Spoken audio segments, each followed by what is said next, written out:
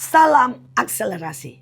Ini tahun adalah tahun Tuhan ingin membawa kita dalam akselerasi pengenapan.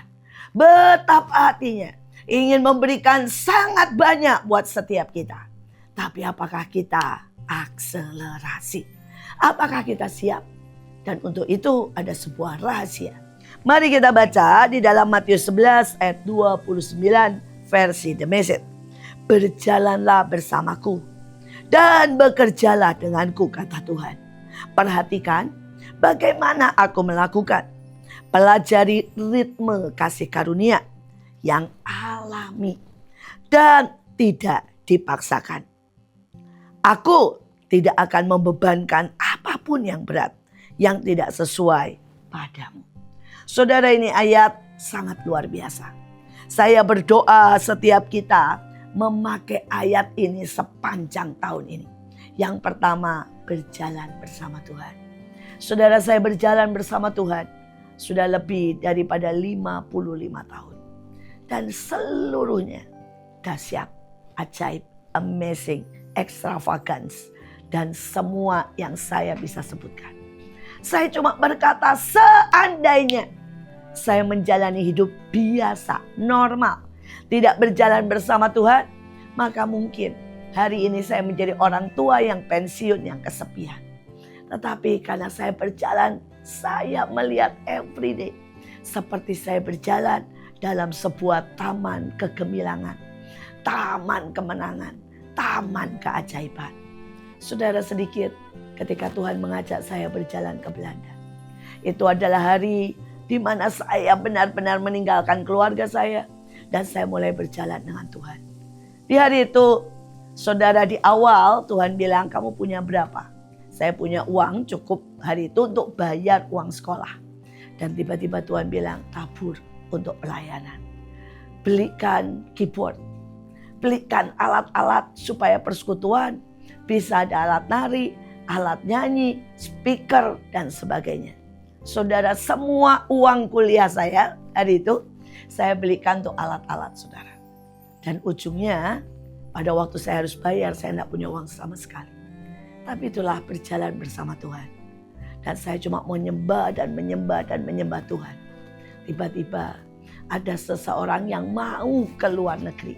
Saudara, lewat Belanda tapi tujuannya ke Amerika. Dan malam itu ketika dia di Belanda, dia dapat mimpi untuk memberikan uangnya ke saya.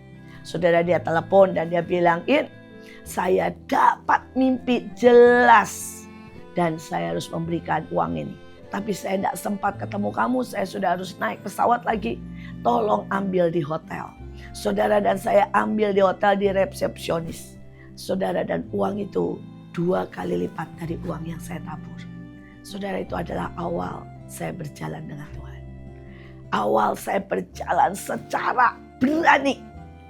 Pada waktu saya di Indonesia, saya berjalan dengan Tuhan. Tetapi saya masih tinggal sama orang tua. Saya tidak butuh, saudara, yang makan, minum, dan ekstra uang yang sangat banyak. Tapi hari itu adalah pertama kali Tuhan tantang saya untuk menyerahkan seluruh uang sekolah saya. Saudara, dan itu uang sekolah buat 1 tahun. Dan kemudian saudara, saya berikan. Tapi Tuhan menggantinya 2 kali lipat. Sejak hari itu, saya makin berani berjalan dengan Tuhan dalam soal keuangan. Tapi hari itu Tuhan juga mengajak saya berjalan. Dalam soal apa? Dalam soal pelayanan. Saya berdoa supaya setiap Bapak Ibu yang mendengar, ayo jalan sama Tuhan dalam segala aspek kehidupan. Dia terlalu ajaib, dia terlalu indah, dia terlalu amazing. Kalau saudara berjalan dalam setiap aspek, tiba-tiba hidupmu sangat berwarna, sangat berkembang, berbuah seperti yang ada di belakang saya. Terlalu banyak keajaiban, terlalu banyak keindahan, terlalu banyak surprise yang Tuhan sediakan.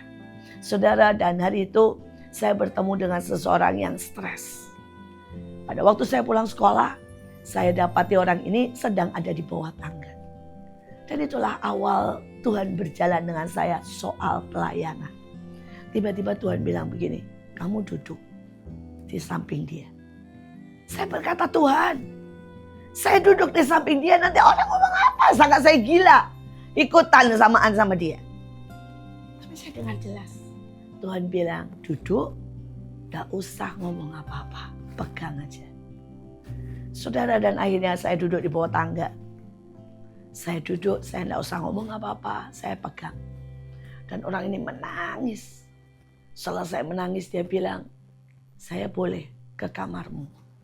Saya bilang, oke, ayo kita ke kamar. Saudara, dia ke kamar saya.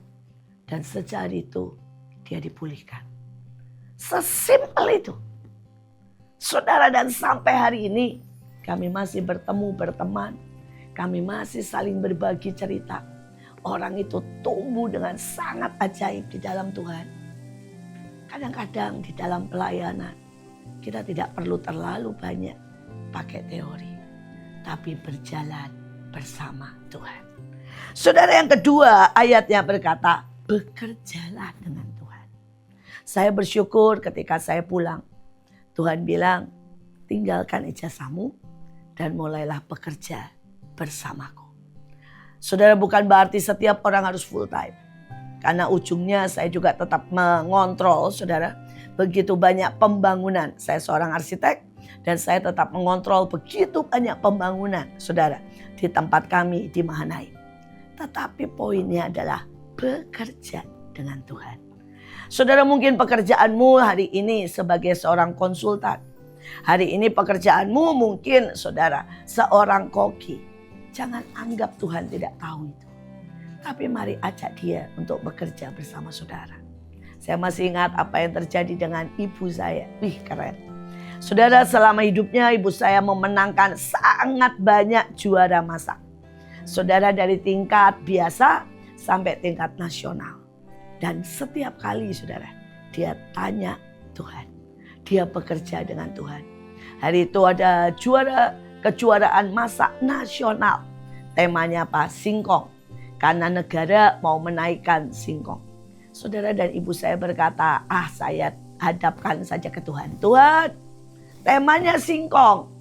Tolong kasih saya ide. Dan kemudian di malam itu ibu saya mimpi. Dan Tuhan kasih saudara masakan. Namanya paha ayam dari singkong. Saudara, paha ayam dari singkong. Ya, saya tidak terangkan bagaimana membuatnya. Tapi ibu saya diterangkan Tuhan langkah demi langkah. Jadi Tuhan kita itu bukan Tuhan yang cuma tahu tentang Alkitab. Dia tahu seisi dunia.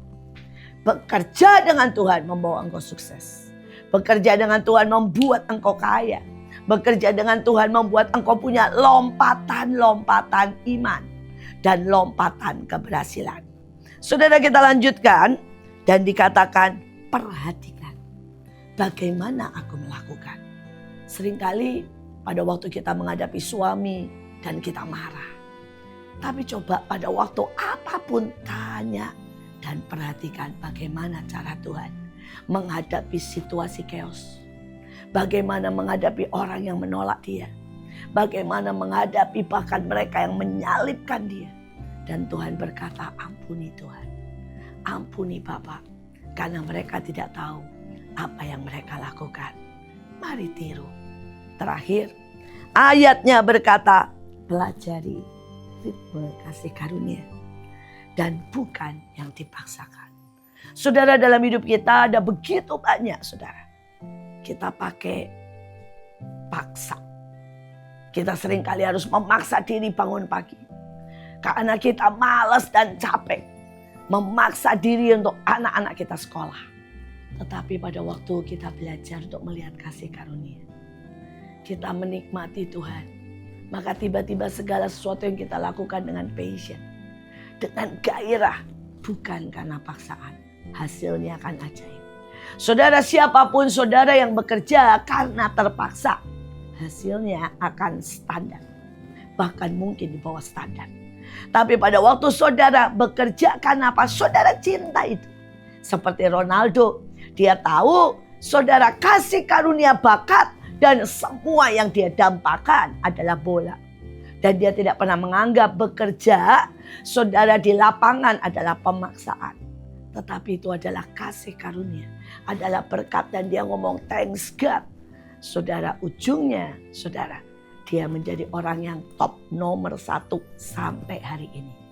Temukan kasih karuniamu, karena setiap orang memiliki kasih karunia yang berbeda. Tuhan Yesus memberkati.